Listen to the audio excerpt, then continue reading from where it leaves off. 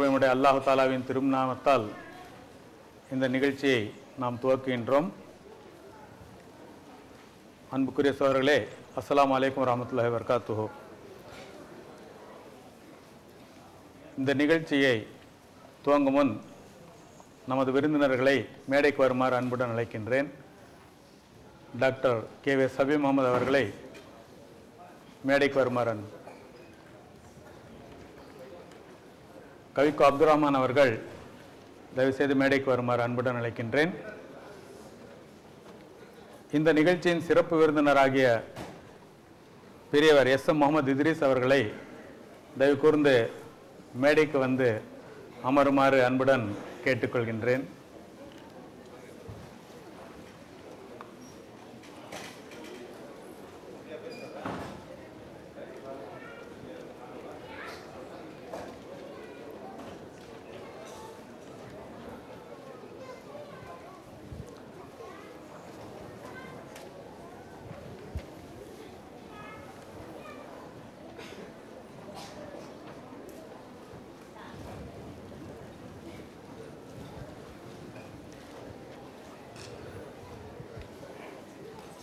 திருவிதாங்கூர் முஸ்லிம் யூனியனுடைய தொடர் சொற்பொழிவு நிகழ்ச்சிகள் இப்பொழுது துவங்குகின்றன.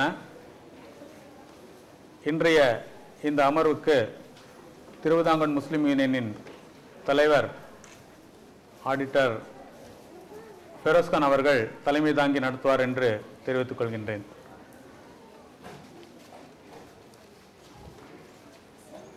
எல்லா நிகழ்வுக்கும் துவக்கமாக திருமறை ஓதுவதற்காக அன்பு சகோதரர் அமீருதீன் அவர்களை மேடைக்கு வருமாறு அழைக்கின்றேன்.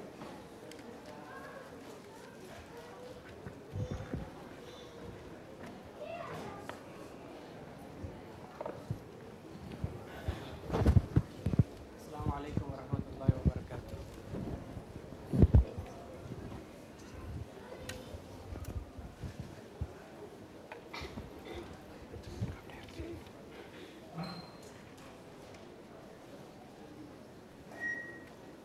أعوذ بالله من الشيطان الرجيم. بسم الله الرحمن الرحيم. يا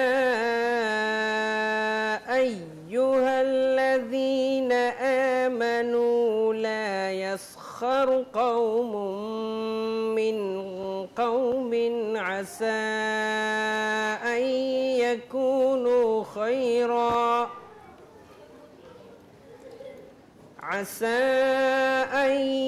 يكونوا خيرا منهم ولا نساء من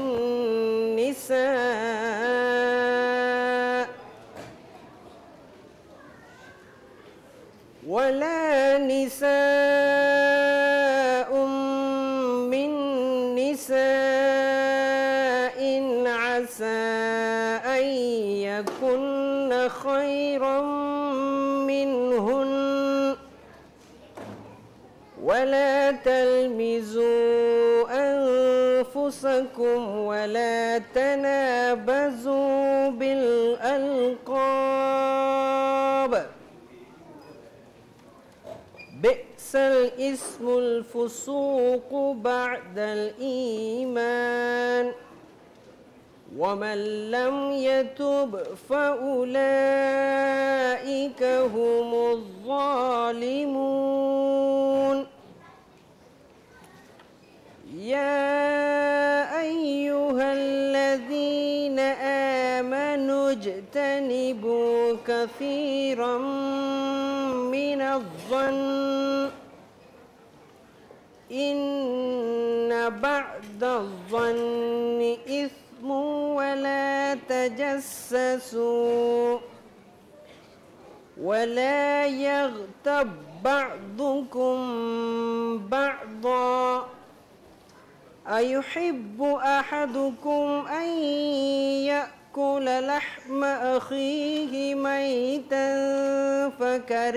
فكرهتموه واتقوا الله إن الله تواب رحيم. صدق الله العظيم.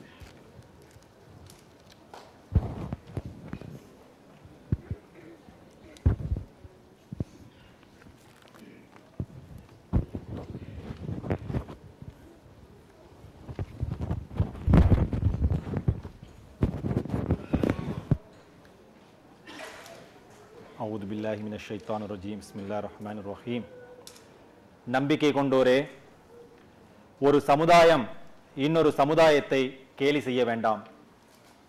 இவர்களை விட அவர்கள் சிறந்தோராக இருக்கக்கூடும். எந்த பெண்களும் வேறு பெண்களை கேலி செய்ய வேண்டாம். இவர்களை விட அவர்கள் சிறந்தோராக இருக்கக்கூடும். உங்களுக்குள் நீங்கள் குறை கூற வேண்டாம். பட்ட பெயர்களால் குத்தி காட்டவும் வேண்டாம். நம்பிக்கை கொண்டபின் பாவமான பெயர் சூட்டுவது கெட்டது. திருந்திக் கொள்ளாதவர்கள் அநீதி இழைத்தவர்கள். நம்பிக்கை கொண்டோரே, ஊகங்களில் அதிகமானதை விட்டு விலகிக் கொள்ளுங்கள். சில ஊகங்கள் பாவமாகும். துருவி துருவி ஆராயாதீர்கள். உங்களில் ஒருவர் மற்றவரை புறம் பேசாதீர்கள். உங்களில் எவரேனும் இறந்த தமது சகோதரனின் மாமிசத்தை சாப்பிட விரும்புவாரா? அதை வெறுப்பீர்கள். அல்லாஹ்வை அஞ்சுங்கள். அல்லாஹ் மன்னிப்பை ஏற்பவன், நிகரற்ற அன்புடையோன். சற்று முன்னர் ஓதிய திருமறை வசனத்தினுடைய தமிழாக்கம்.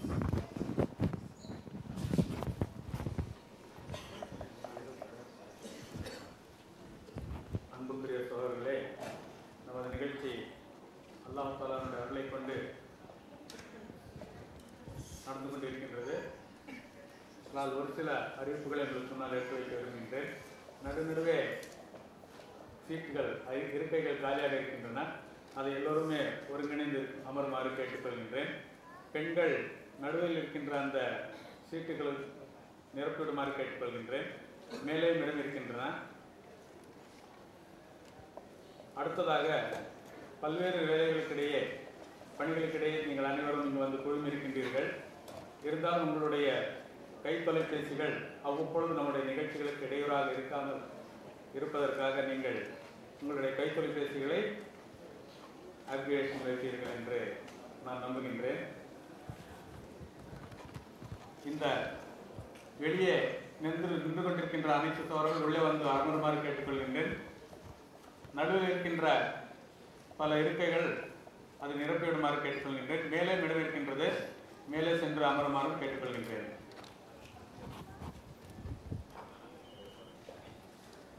குறிப்பாக பெண்கள் அமர்ந்திருக்கின்ற பகுதியில் இருக்கைகள் அதிகமாக காலியாக இருக்கின்றன. தயவு செய்து அதை நிரப்பிவிடுமாறு கேட்டுக்கொள்கின்றேன். உஸ்தாத் ஜஃபருல்லா நத்வி அவர்கள் இந்த நிகழ்ச்சிக்கு வரவேற்புரை வழங்குமாறு நான் அழைத்திருக்கின்றேன்.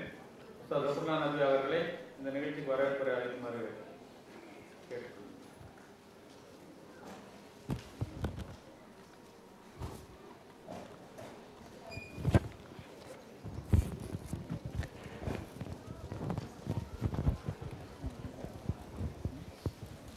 மைக்கு சத்தம் நான் கேட்கல.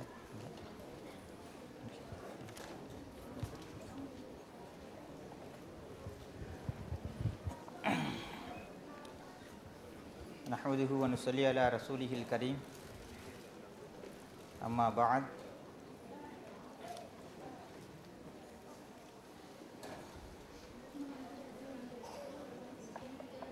பேரன்புமிக்க அல்லாஹ்வின் நல்லடியார்களே,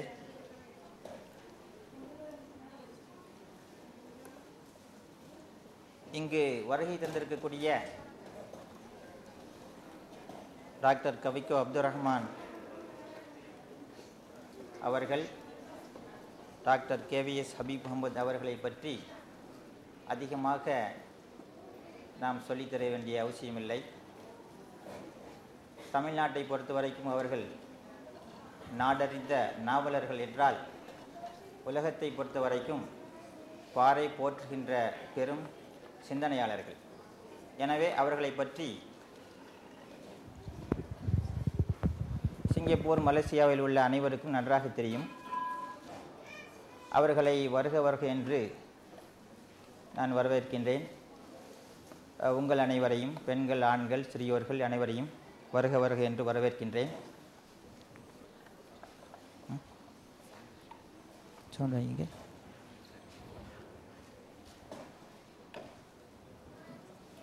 முதலாக இருவரில் ஒருவர் மக்கள் சேவை என்ற தலைப்பிலே உங்களுக்கு மத்தியில் பேச இருக்கின்றார்கள். மக்கள் சேவை என்றால், அதாவது இஸ்லாம் ஒவ்வொரு முஸ்லீமையும் சேவை மனப்பான்மையோடு சேவை செய்யுமாறு கூறுகின்றது. அதே சமயத்தில் அந்த சேவையானது முஸ்லீம்களுக்கு மட்டுமல்ல, முஸ்லீம் அல்லாதவர்களுக்கும் செய்யப்பட வேண்டும் என்று இஸ்லாம் வலியுறுத்தி கூறுகின்றது.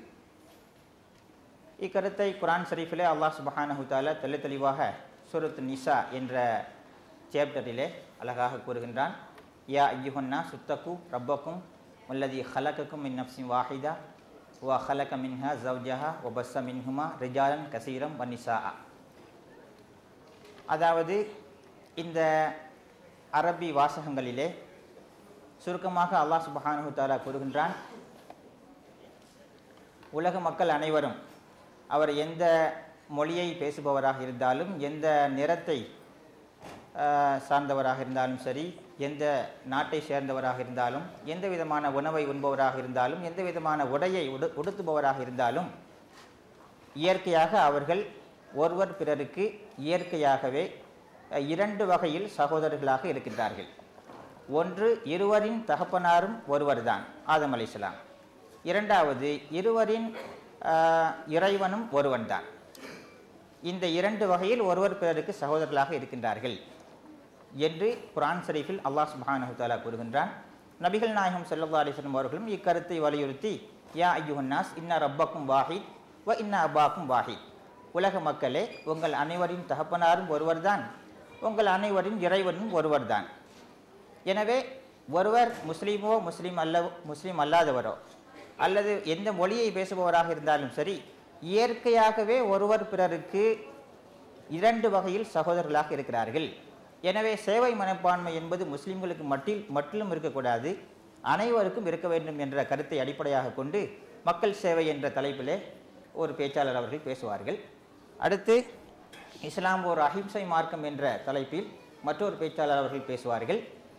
இதனுடைய அடிப்படை கருத்து, இன்று உலகளாவிய அளவில் முஸ்லீம்களை பற்றி என்ன நினைக்கப்படுகிறது, இஸ்லாத்தை பற்றி என்ன நினைக்கப்படுகிறது என்பது உங்களுக்கு நன்றாக தெரியும். இருந்தாலும் நபிகள் நாயகம் ஸல்லல்லாஹு அலைஹி வஸல்லம் அவர்கள் முஸ்லீம் என்றால் யார் என்று சுருக்கமாக சொல்லிவிட்டார்கள். முஸ்லிமின் நாவினாலும் கரத்தினாலும் பிறருக்கு எந்த தொல்லையும் இருக்காது, அவர்தான் முஸ்லீம் என்று நபி ஸல்லல்லாஹு அலைஹி வஸல்லம் சுருக்கமாக சொல்லிவிட்டார்கள். இதன் மூலமாக இஸ்லாம் எவ்வளவு சிறந்த மார்க்கம், முஸ்லீம் எவ்வளவு சிறந்தவர் என்பது நன்றாக புரியும். இதையும் அவர்கள் தெளிவாக சொல்வார்கள். அனைவரையும் வருக வருக என்று வரவேற்கின்றேன். அஸ்ஸலாமு அலைக்கும் வரஹ்மத்துல்லாஹி வபரகாத்துஹு.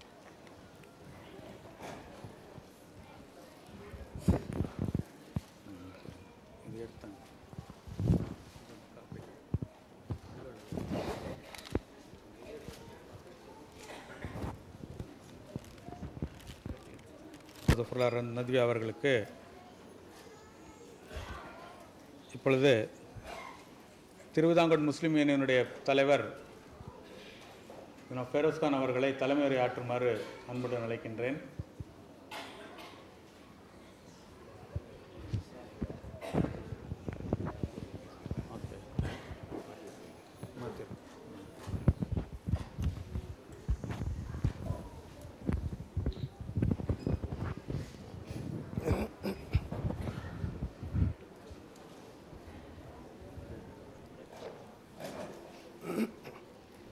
மரியாதைக்குரிய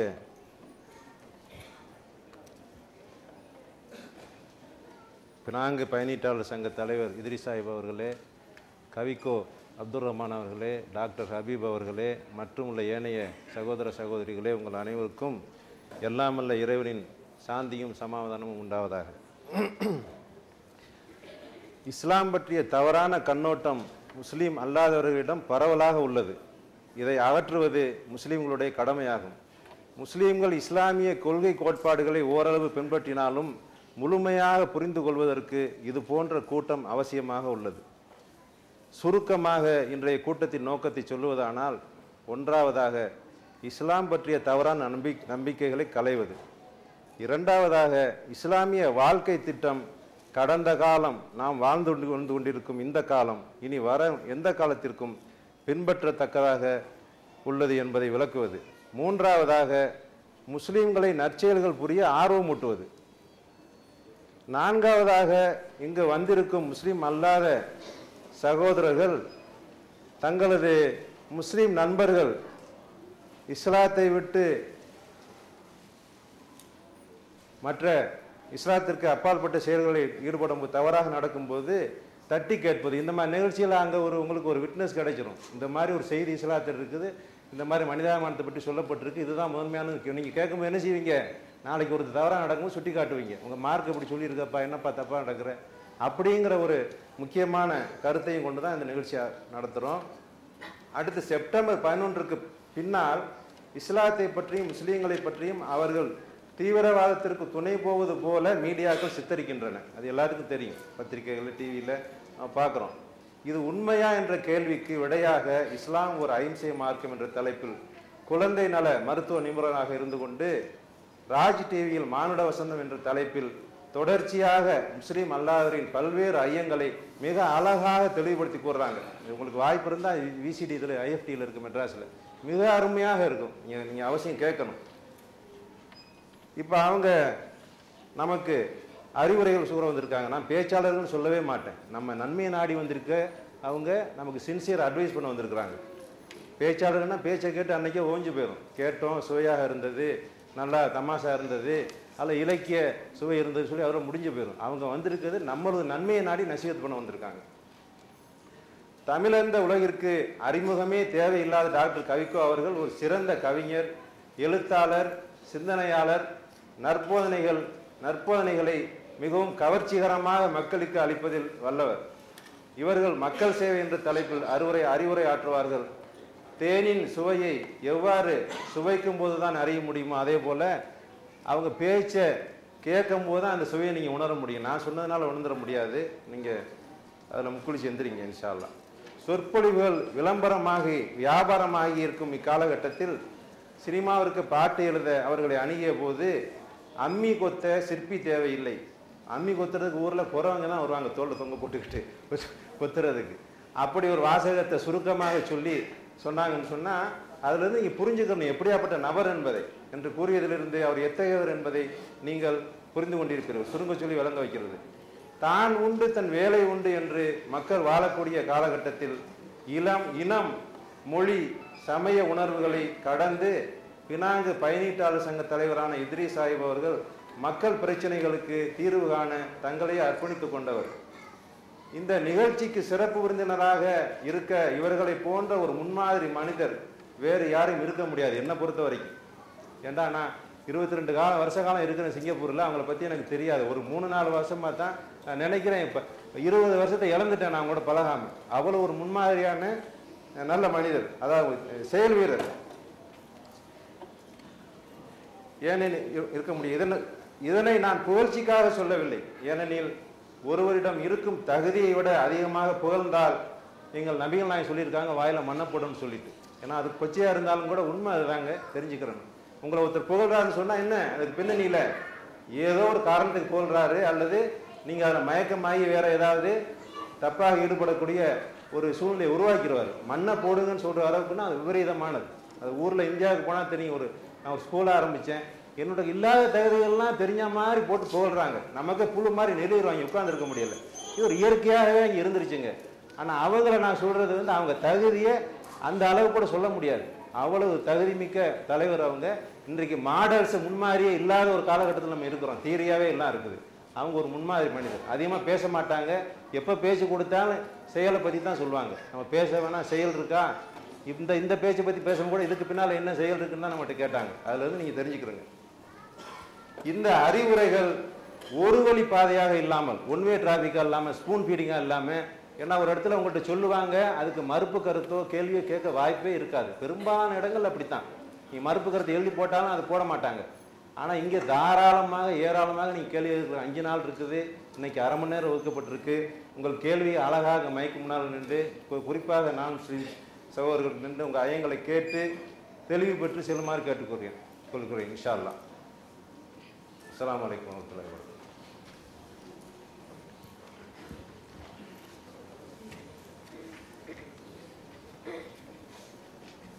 அடுத்தபடியாக திருவிதாங்கூர் முஸ்லிம் யூனியன் பகுதி நேர மதரசாக்களில் சிங்கையில் பல்வேறு இடங்களில் நடைபெற்று வருகின்ற இந்த மதரசாக்களில் பயின்று வருகின்ற மாணவர்களுக்கு சான்றிதழ்கள் வழங்கப்படுகின்றன. அந்த சான்றிதழ்களை பெரியவர் SM முகமது இத்ரீஸ் அவர்கள் வழங்க இருக்கின்றார்கள். அனைத்து மாணவர்களும் உடனடியாக மேடைக்கு பக்கத்தில் வருமாறு அன்புடன் கேட்டுக்கொள்கின்றேன். உஸ்தாத் ஜஃபருல்லா நபி அவர்கள் மேடைக்கு வருமாறு அன்புடன் கேட்டுக்கொள்கின்றேன். உஸ்தாத் ஜஃபருல்லா நபி மாஸ்டர்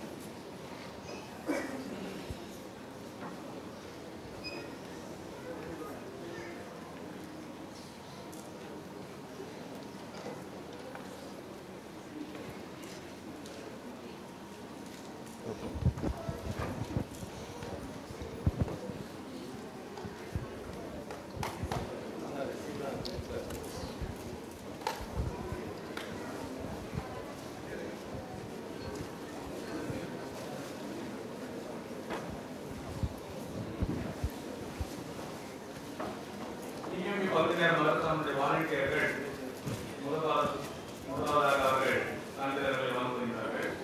தயவுசெய்து அனைவரும் மேடைக்கு பக்கத்தில் வருமாறு கேட்டுக்கொள்கிறேன்.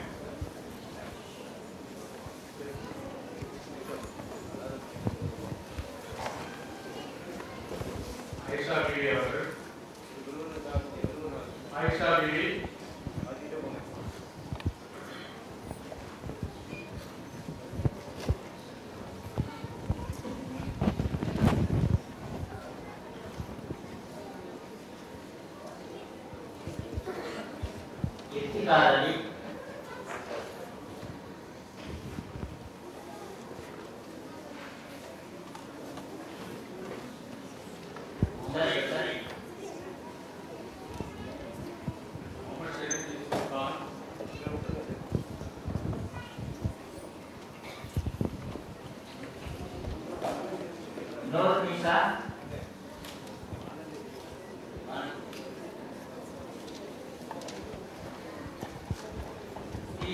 சார்பாக சிங்கப்பூர் முழுவதும் நடத்தப்படக்கூடிய மதரசாக்களில் ஓதி கொடுத்து 90 ஏக்கராக சேவை செய்தவர்களுக்கு இந்த சான்றிதழ்கள் வழங்கப்படுகிறது.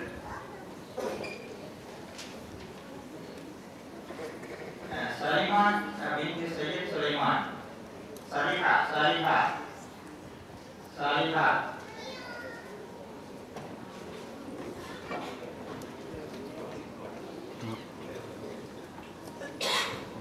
மகள் வந்திருக்காங்க.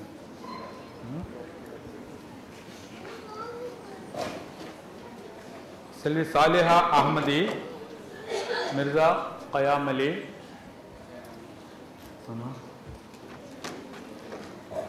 அவர்கள் சார்பாக அவருடைய தந்தையாரா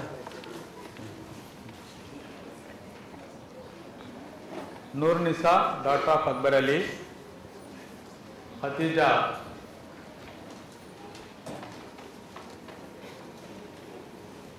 मिस खतीजा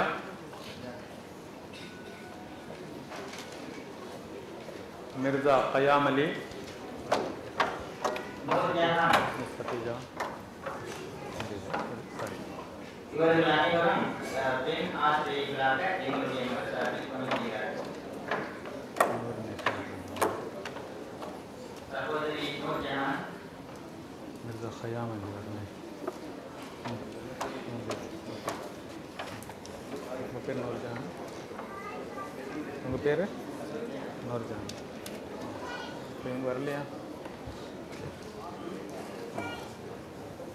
அப்துல் மாலிக் பின் முகமது முஸ்தபா कयाम अली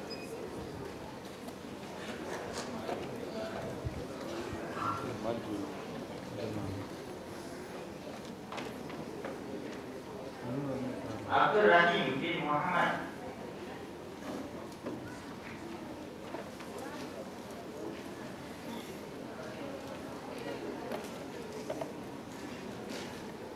சல்மா பின்த் சையத் சுலைமான் வந்திருக்காங்கன்னா சரி.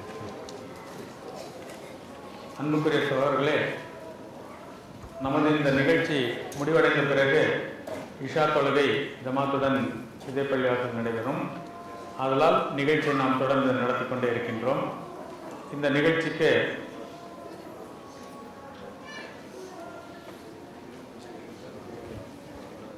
சான்றிதழ் கொடுத்த பெரியவர் அவர்களுக்கு நன்றி கூறி மீண்டும் அவருமாறு கேட்டுக்கொள்கிறேன்.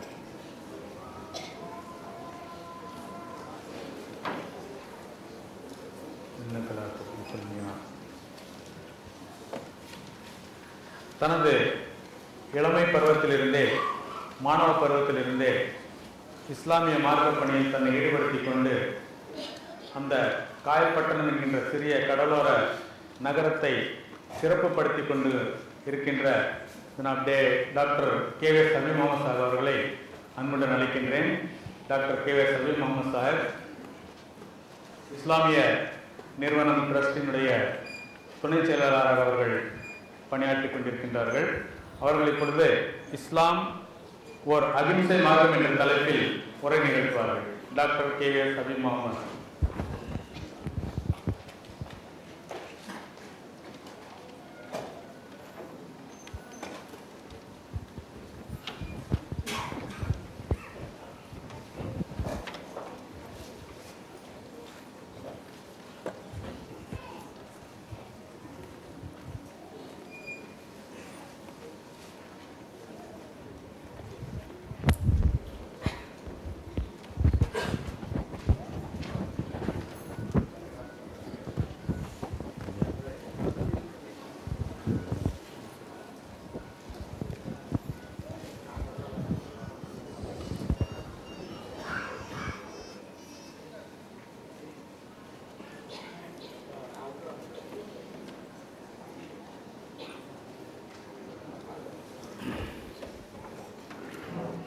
பிஸ்மில்லாஹிர்ரஹ்மானிர்ரஹீம்.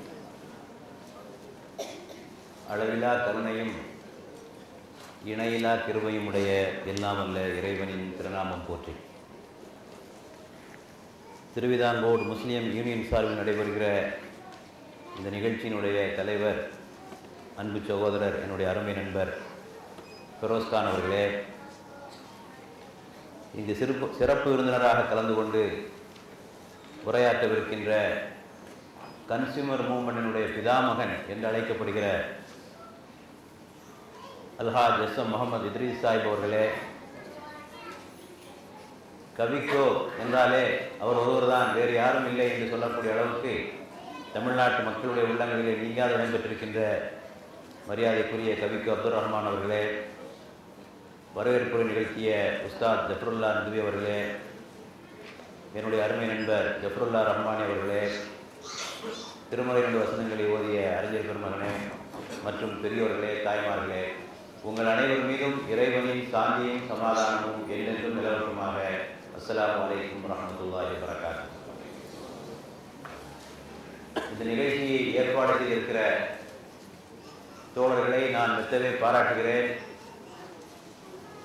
நல்ல தலைப்புகளை தேர்ந்தெடுத்து, காலத்திற்கேற்ற தலைப்புகளை தேர்ந்தெடுத்து இந்த நிகழ்ச்சியை இந்த தருணத்தில் ஏற்பாடு செய்வது மிக ஒரு பொருத்தமான நிகழ்ச்சியாக எனக்கப்படுகிறது.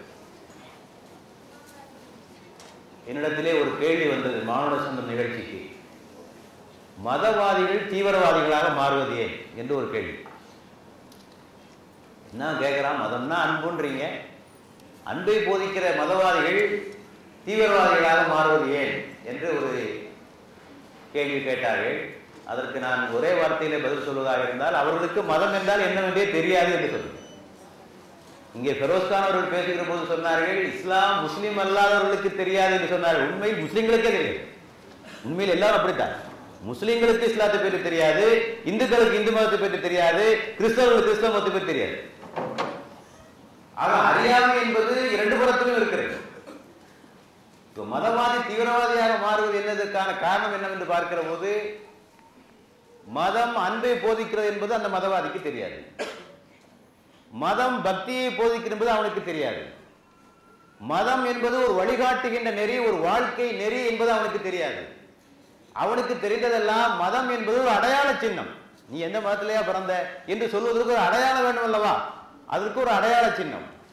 தனது உரிமைகளை போராடுவதற்காக ஏதாவது அடையாளம் வேண்டும் அல்லவா? அதற்கான அடையாள சின்னம் என்பது மதம் என்பது. இதுதான் அவன் தெரிந்திருக்கிறானே தவிர, இதற்கு அதிகமாக சென்றால் மதம் என்பது சடங்குகள், வழிபாடுகள், இவற்றினுடைய தொகுப்பு. இதற்கு மேல் ஒன்றும் தெரியாது. மதம் அன்பை போதிப்பதை பற்றியோ, மதம் பக்தியை போதிப்பதை பற்றியோ, மதம் ஒழுக்கத்தை போதிப்பதை பற்றியோ, மதம் வாழ்க்கை நெறி என்பது பற்றியெல்லாம் யாருக்குமே தெரியாது. ஆகவே இந்த மதத்தை பற்றிய புரிதல் எல்லா தரப்பிலும் குறைவாக இருக்கின்ற காரணத்தினாலே தான் இந்த வன்முறைகள் இப்போது வெடித்துக் கொண்டிருக்கின்றன. ஆகவேதான் இந்த தருணத்திலே தலைப்பு கொடுத்திருக்கிறார்கள், இஸ்லாம் ஒரு அகிம்சை மார்க்கம் என்பதாக. ஏனென்றால் இந்த உலகிலே எங்கு நோக்கிலும் வன்முறைகள் இருப்பதை பார்க்கிறோம். அது வீட்டிலிருந்தே ஆரம்பமாகிறது. வீட்டிலிருந்தே ஆரம்பமாகிறது. மனைவியை அடிப்பதிலிருந்து ஆரம்பமாகிறது. நான் வருவதற்கு 2 நாளைக்கு முன்னாலே சென்னையிலே போலீஸ் வெளியிட்ட ஒரு தகவல், சென்னையிலே நடைபெறுகின்ற பெண்களுக்கு எதிராக இழைக்கப்படுகிற அநீதிகளில் 25% அநீதிகள் கணவனால் மனைவி துன்புறுத்தப்படும். அதாவது மொத்தம் உள்ள பெண்களுக்கு எதிரான அநீதிகளிலே அட்ராசிட்டிஸ் அகைன்ஸ்ட் விமன் என்று சொல்வதில்லை, அதில் 25% இடத்தை பிடித்துக் கொள்வது கணவர்கள் செய்கிற துன்புறுத்தல். ஆக எல்லாமே வீட்டில் தான் ஆரம்பமாகும். சேரிட்டி பிகின்ஸ் அட் ஹோம் என்று சொல்கிறோம் இல்லையா? ஆக துன்பங்களும் துயரங்களும் கூட ஆரம்பமாவது வீட்டில் தான் இருக்கிறது. ஆக வீட்டிலிருந்தே வன்முறை ஆரம்பமாகிறது. குழந்தை பிறக்கும் முன்னே வன்முறை ஆரம்பமாகிறது. வயிற்றில் இருக்கிற போதே வன்முறை ஆரம்பமாகிறது. ஆனா பெண்ணா என்று தெரிந்து கொலை செய்கிற நிலை உருவாகிறது. குழந்தை பிறந்த பிறகும் சிசு கொலை நடைபெறுகிறது. ஆக வீட்டிலிருந்தே இவை ஆரம்பமாகிக் கொண்டிருப்பதை நாம் பார்க்கிறோம். அதை விட்டு கல்வி கூடங்களுக்கு வந்தால் அங்கேயும் வன்முறை, ராகிங் என்ற பெயராலே வன்முறைகள் நிகழ்ந்து கொண்டிருப்பதை பார்க்கிறோம். மேலை நாடுகள் எடுத்துக்கொண்டால் துப்பாக்கியோடு பள்ளிக்கூடத்துக்கு வருகின்ற குழந்தைகளை பார்த்துக் கொண்டிருக்கிறோம். ஆசிரியர்களையும் சக மாணவர்களையும் சுட்டுக் கொள்கிற மாணவர்களை நாம் பார்த்துக் கொண்டிருக்கிறோம். அரசியலிலே வன்முறை கேட்கவே தேவையில்லை. இந்தியாவிலே உள்ள மிகப்பெரிய நோய்களிலே ஒன்று கிரிமினலைசேஷன் ஆஃப் பாலிடிக்ஸ். அரசியல் குற்றவாளிகள் மயமாக மாறிவிட்டது. ஒரு காலம் இருந்தது, குற்றவாளிகள் தங்களை காப்பாற்றிக் கொள்வதற்காக அரசியல்வாதிகளை நாடுவார்கள். அப்படி ஒரு காலம் இருந்தது. இப்போது நிலைமை என்னவென்று சொன்னால், அரசியல்வாதிகள் தங்களை காப்பாற்றிக் கொள்வதற்காக குற்றவாளிகளுடைய துணையோடு அவர்கள் அரசியல் நடத்த நிலையில் இருக்கிறார்கள். பூத்துகளை கைப்பற்ற வேண்டும், தனக்கு எதிராக ஓட்டு போட்டு விடுவார்களா என்று வேட்பாளர்களை, வாக்காளர்களை விரட்ட வேண்டும். இதையெல்லாம் செய்வதற்கு ஒரு குண்டர் படை இல்லாமல் இன்றைக்கு அரசியல் நடத்த முடியாது என்ற அளவுக்கு ஆகிவிட்டது. சட்டமன்றங்களும் பாராளுமன்றங்களும் இவற்றுக்கு விதிவிலக்கல்ல. ஒரே சண்டை தான் நடக்குது அங்கே. ஆகவேதான் ஒருவர் சொன்னார், அது சட்டசபை அல்ல, அது சத்த சபை. ஒரே சத்தமாக இருக்கும். அங்கே ஒரே சண்டையாகத்தான் இருக்கும். ஒரு காலத்திலே சொல்வார்கள், அசிங்கமான வார்த்தைகளை யாராவது பயன்படுத்தினால், அவதூறான வார்த்தைகளை பயன்படுத்தினால் அன்பார்லிமெண்டரியா பேசாது அப்படிமா. Unparliamentary, don't use unparliamentary words என்று சொல்வார்கள். இப்போது அப்படி சொல்லவே முடியாது. ஏனென்றால் பார்லிமெண்டில் பேசப்படுகிற அனைத்து வார்த்தைகளுமே அன்பார்லிமெண்டரி வேர்டாகவே மாறிவிட்டதை நாம் பார்த்துக் கொண்டிருக்கிறோம். ஆக சட்டத்தை ஏற்றுபவர்கள், சட்டத்தின் காவலர்கள், நாட்டை காக்கின்ற பொறுப்பில் இருப்பவர்கள் சண்டை போட்டுக் கொண்டும் ஒருவருடைய சட்டையை இழுத்துக் கொண்டு இருப்பதை நாம் பார்க்கிறோம். அதே போலவே மதம், ஜாதி என்ற பெயராலே வன்முறைகள், சினிமாவிலே வன்முறைகள்.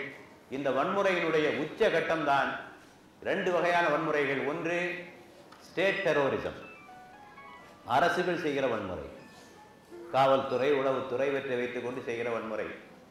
இரண்டாவதாக குரூப் டெரரிசம், குழுக்கள் தங்களுடைய லட்சியத்தை அடைவதற்காக செய்கிற வன்முறைகள். விமானத்தை கடத்துதல், பிரயாணிகளை கடத்துதல், பத்திரிகை நிருபர்களை கடத்துதல், குழந்தைகளை கடத்துதல், லாரி டிரைவர்களை கடத்துதல். அவனோட விட்டு வைக்கிற லாரி டிரைவரோட கடத்திட்டு போறான். இந்த அளவுக்கு வன்முறைகள் எங்கும் வெடித்துக் கொண்டிருக்கின்றன. ஆக இந்த நேரத்திலே நாம் இந்த இம்சைக்கு எதிராக, இந்த வன்முறைக்கு எதிராக இஸ்லாத்தினுடைய கருத்துக்கள் என்ன என்பதை நான் உங்களுக்கு முன்னாலே வைக்க விரும்புகிறேன். முதலிலே இஸ்லாம் என்ற வார்த்தைக்கு சாந்தி, சமாதானம் என்று பொருள். இஸ்லாம் என்ற அரபி சொல்லுக்கு 2 பொருள் இருக்கிறது. ஒன்று அமைதி என்று ஒரு பொருள், இன்னொன்று கீழ்ப்படிதல் என்று ஒரு பொருள். Peace and surrender. இறைவனுடைய ஆணைகளுக்கு நீங்கள் கீழ்ப்படிந்தால் இந்த உலகத்திலே அமைதியாக வாழ்வீர்கள் என்பது அதற்கு பொருள். ரெண்டையும் ஒன்றாக இணைத்தால் வருகிற அர்த்தம், இறைவனுடைய ஆணைப்படி இந்த உலகத்திலே நீங்கள் நடந்தால் அமைதியாக இருக்கிறது. ஆக இஸ்லாம் இந்த உலகத்திலே சாந்தி மிக்க ஒரு சமுதாயத்தை உருவாக்க விரும்புகிறது. குர்ஆன் சொல்லுகிறது, குழப்பம் விளைவிப்பது கொலையை விட கொடியது. அல் ஃபித்னத்து அஷத்து மினல் கத்ல். குழப்பம் விளைவிப்பது கொலையை விட கொடியது. உண்ணுங்கள் பருகுங்கள், ஆனால் பூமியிலே குழப்பம் செய்து கொண்டு தெரியாதீர்கள். பூமியிலே சீர்திருத்தம் ஏற்பட்ட பிறகு நீங்கள் குழப்பம் செய்து கொண்டு தெரியாதீர்கள். முஸ்லிம் என்றால் யார்? இங்கே பேசிய தோழர்கள் குறிப்பிட்டார்கள். அல் முஸ்லிமு மன் சலிமல் முஸ்லிமூன மின் லிசானிஹி வ யதிஹி. தனது கரத்தாலும் தனது நாவாலும் பிறருக்கு தீங்கிழைக்காதிருப்பவனே முஸ்லிம். ஆக முஸ்லிமுக்கு இலக்கணமே அதுதான், கரத்தாலும் நாவாலும் பிறருக்கு தீங்கிழைக்காதிருப்பவனே முஸ்லிம் என்று நபிகள் நாயகம் சொன்னார்கள். ஒரு முறை அவர்கள் சொன்னார்கள், ஏழை என்றால் யார் தெரியுமா? ஏழை என்பவன் யார் என்று சொல்லுகிற போது, அவன் தொழுவான், நோன்பிருப்பான், தான தர்மங்களும் செய்திருப்பான், அதாவது நல்ல காரியங்களும் நிறைய செஞ்சிருப்பான். ஆனால் பிறரை திட்டியிருப்பான், பிறரை அடித்திருப்பான், பிறருடைய உரிமைகளை பறித்திருப்பான், அவர்களை கொலையும் செய்திருப்பான். மறுமையில் என்ன நிகழும் என்று சொன்னால், இவனுடைய நன்மைகள் அனைத்தும் இவனால் பாதிக்கப்பட்டவர்களுக்கு கொடுக்கப்படும். அதான் காம்பன்சேஷன். இவனுடைய நன்மைகள் செய்த நன்மை, கொஞ்சம் தொழுதிருக்கான், நோன்பு பிடிச்சிருக்கான், நல்ல காரியங்கள் செஞ்சிருக்கான், தீய காரியங்கள் நிறைய செஞ்சிருக்கான். ஆக இவனுக்கு சரியான தீர்ப்பு வழங்கப்பட வேண்டும். இறைவன் வைத்திருக்கிற அளவுகோல், இவனுடைய நன்மையெல்லாம் எடுத்து யாரை கொடுக்கிறான்? இவனால பாதிக்கப்பட்டவர்களுக்கு கொடுக்கிறார்.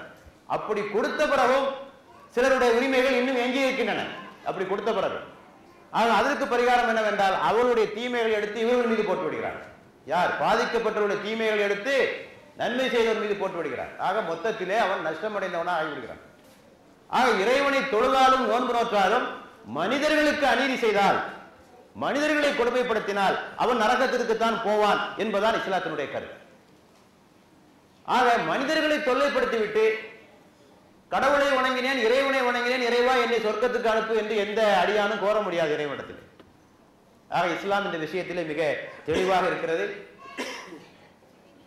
இஸ்லாத்தை பொறுத்தவரையிலே இந்த அஹிம்சை என்பது மனித நேயத்தினுடைய ஆரம்ப நிலை. இது உயர்ந்த நிலையாக இஸ்லாம் சொல்லவில்லை, ஆரம்ப நிலை. வாழு வாழ விடு என்பது மனித நேயத்தினுடைய கீழ்நிலை. அதுதான் கீழ்நிலை. யாருக்கும் துன்புறுத்தாமல் இருப்பது. சொல்றோம்ல, உதவி செய்யாவிட்டாலும் பரவாயில்லை, உபத்திரம் செய்யாமல் இரு. ஒருமுறை நபிகள் நாயகம் அவர்கள் தோழர்களை பார்த்து சொன்னார்கள், நீங்கள் தான தர்மங்கள் செய்யுங்கள் என்று சொன்னார்கள். அப்போது ஒருவர் கேட்டார், என்னிடத்திலே பணம் இல்லாவிட்டால் நான் என்ன செய்வது என்று கேட்டார். நபிகள் நாயகம் சொன்னார்கள், நன்றாக உழைத்து உனக்கு ஒரு பகுதியை வைத்துக் கொண்டு எஞ்சியதை மற்றவர்களுக்கு கொடு என்று சொன்னார்கள்.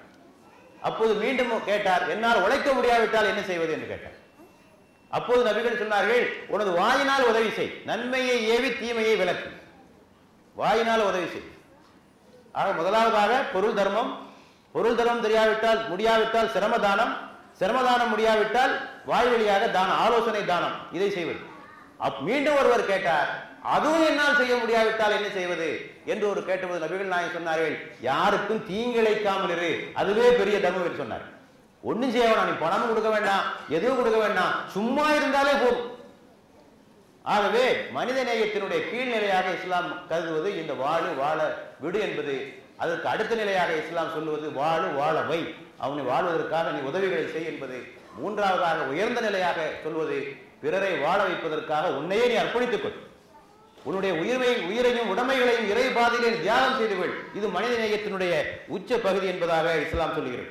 ஆக இந்த இஸ்லாம் இந்த வன்முறைகளுக்கு எதிராக குரல் கொடுக்கிறது. முதலிலே இஸ்லாத்தின் பார்வையிலே இம்சை என்றால் என்ன, அஹிம்சையை பற்றி பார்ப்பதற்கு முன்னாலே இஸ்லாத்தின் பார்வையிலே இம்சை என்றால் என்ன? முதலாவதாக தன்னைத்தானே வருத்திக் கொள்வதையும் இம்சை என்றுதான் இஸ்லாம் சொல்லுகிறது. ஒருவன் தன்னைத்தானே வருத்திக் கொள்ளக்கூடாது, திருமணம் ஆகாமலே இருக்கக்கூடாது, இரவெல்லாம் நின்று வணங்கக்கூடாது, ஆண்டு பூராவும் நோன்பு பிடிக்க கூடாது, தன்னிடத்திலே இருக்கிற எல்லா பொருட்களையும் தானமாக கொடுத்து விடக்கூடாது, தனது உடலிலே காயங்களை ஏற்படுத்திக் கூடாது, தன்னைத்தானே கஷ்டப்படுத்திக் கொள்ளக்கூடாது. இவை அனைத்தும் இம்சை. ஆக தன்னைத்தானே இம்சித்துக் கொள்வது கூடாது என்று இஸ்லாம் மிக தெளிவாக அந்த கருத்தை சொல்லியிருக்கிறது. ஏனென்றால் இது மனித இயற்கைக்கு எதிரானது. மனித இயற்கையோடு நீ சண்டை போடாதே, அதுக்கு இறுதியிலே உன்னைத்தான் அது பாதிக்கும் என்று இஸ்லாம் சொல்கிறது. ஆக தன்னைத்தானே வருத்திக் கொள்ளுதல் இது கூடாது. இரண்டாவதாக பிறருக்கு தீங்கிழைக்காதது. பிறருக்கு தீங்கிழைக்காததிலே 3 நிலைகளை இஸ்லாம் சொல்லுகிறது. மனதாலும் யாருக்கும் கெடுதி நாடாதே. நபிகள் நாயகம் அவர்கள் சொன்னார்கள், எனது அன்பு மகனே, எவரை குறித்தும் உன்னுடைய உள்ளத்திலே கெட்ட எண்ணம் கொள்ளாதே, யாருக்கும் தீங்கிழைக்க வேண்டும் என்று நாடாதே. இதுவே என்னுடைய சுன்னத், என்னுடைய வழிமுறை. யார் என்னுடைய சுன்னத்தை நேசி